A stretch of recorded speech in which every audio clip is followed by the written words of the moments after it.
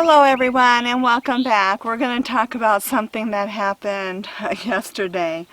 It was just wild, crazy, and I learned something new that can happen with the weather. I've been camping, remember, off and on most of my life, but I wouldn't say that I did, like constantly, and I was out several months a year or something like that. It was just sporadic here and there, or maybe I would go for a week trip on a vacation time, and then maybe 2 weeks out of the whole year. And then maybe I had a couple of years where I didn't camp. So I wouldn't say that I did it constantly, but I have camped. And I'm also from an area that I didn't experience all the different kinds of weather changes and patterns and things like that to gain a lot of knowledge. But I sure am gaining a lot of knowledge since I have gone full time. So what had happened, and I'm going to share some clips that at first I thought we were just getting kind of like a little mini tornado, or maybe you get those gusts that come in. It's nothing really super intense. Okay, here comes a windstorm. All of a sudden be calm, and then a wind will just pick up and pick up and pick up and pick up, and then it's just, here it is. Look at across there. Crazy. It's wild. It's cool. Woo! Look at that. So then what happened is, as you're going to see these clips, I'm starting to film a little bit, capturing this because the water was starting to get more rough. I could see across the lake those little dust devils type things. At first I thought it was also, that's another thing that can happen, is those dust devils. And at first I'm just thinking it's a little bit of something like that. And then all of a sudden the intensity of the wind just picked up, and it was getting stronger as it was moving in and getting closer. And I was realizing, oh my gosh, this is getting intense. And all I could think about was going and taking cover, basically, protecting my camera, going for something to hang on to. And at that point, usually Milo is always underneath a vehicle, either Kent's truck or my van. He spends most of his time underneath there because he doesn't like the bugs, right? And honestly, that is the safest place for Milo, right? We're the ones that are out around everywhere where we could get hit by things that are flying by. So when this is taking effect here, and it's getting intense, all I could think about, as I said, just go take cover real quickly, and I thought it would just blow right through, but it just kept intensifying. So what I had learned later afterwards, Kent had shared that this is what they call a microburst. Now this is the second time that I have experienced a microburst and learning more about them, because the other time was when we were in Nevada during the winter time.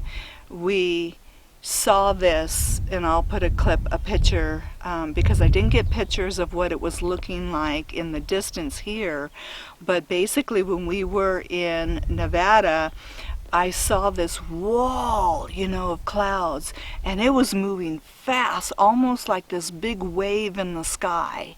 It was so intense looking, like a big monster coming in towards us.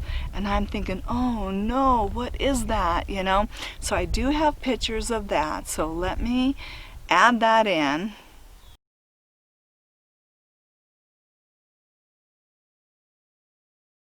Okay, so you can see that how massive this, like a big wave in the sky coming at us like a big monster or something. And then the wind was so incredible, just rushing right through us, in the area where we were at, and we took cover. And then it just kind of, as quick as it came, it left. So that's what happened here. It just, as quick as it came, it eventually just went right through, right? So not like a all-day windstorm, or an all-day windstorm with some gusts. What a microburst is very similar to a tornado, but differently. Okay, the wind intensity can be as high as a tornado, but the tornado, as you know, the wind spins, and with a microburst, it more or less will come out and spread out, and so it's kind of still intense. It doesn't have the twist, but it still has the impact and push of the wind, and it can do a lot of damage. It can vary in miles per hour of the wind. So this one here, we figure it's about 50 miles per hour as it comes rushing through.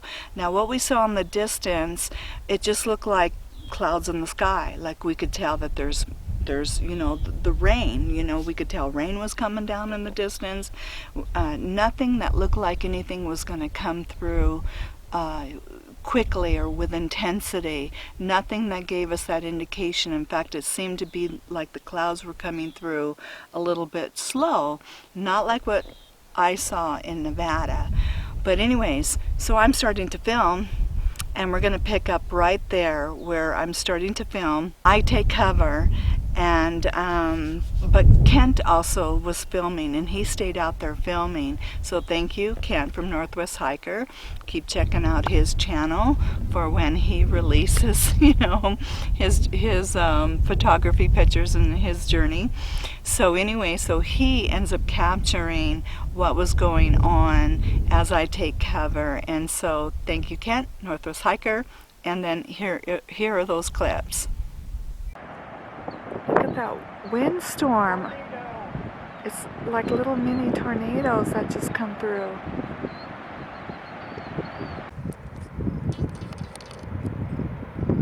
Comes the big gust. Boy, look at that dust over there.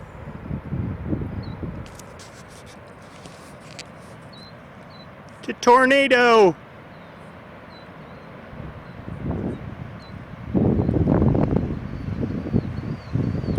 Coming this way.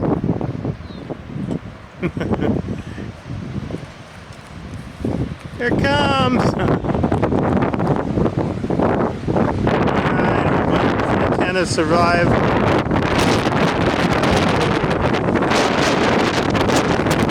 Oh, is everything?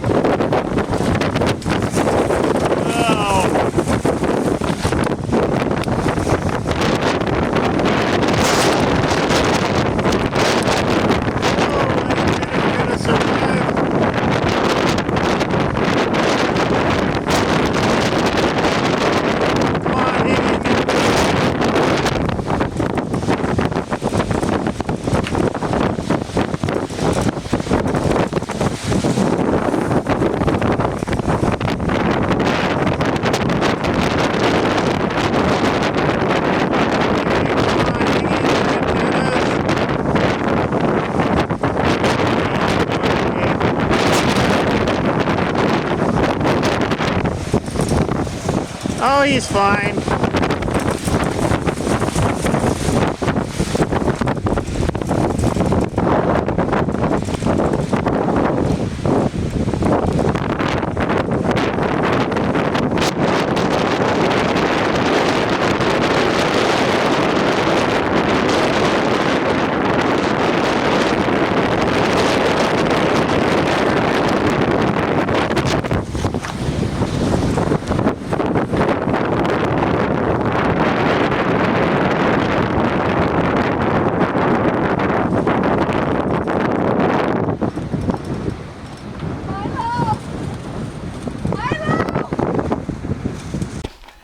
right, so you can see here's Milo.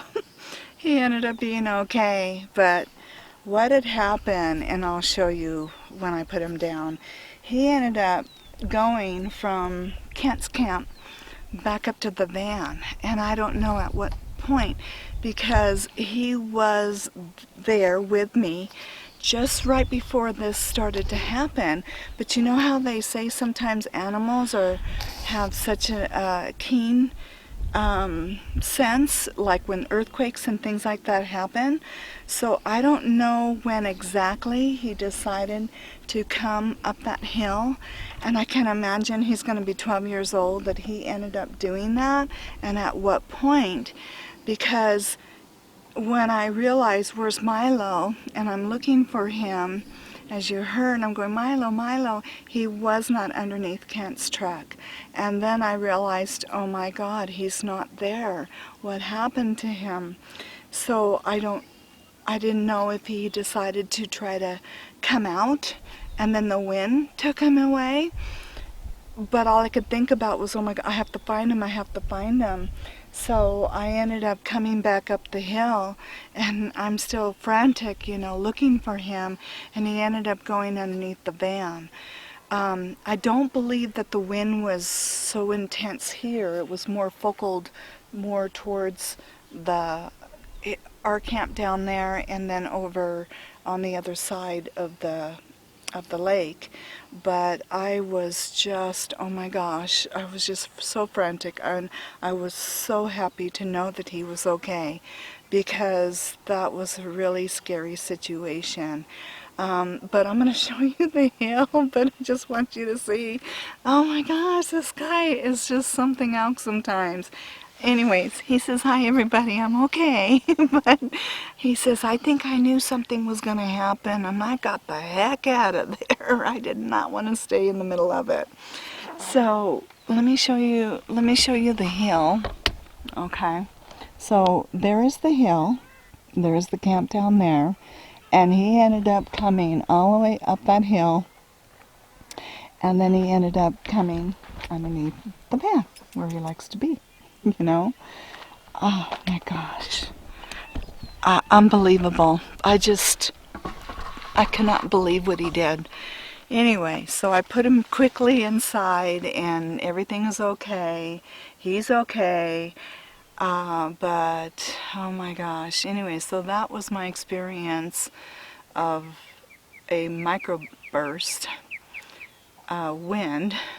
So Google it, research it. I'm learning more and more new things while I'm out here on the road, and that's something that you should learn about. Those are definitely awning destroyers.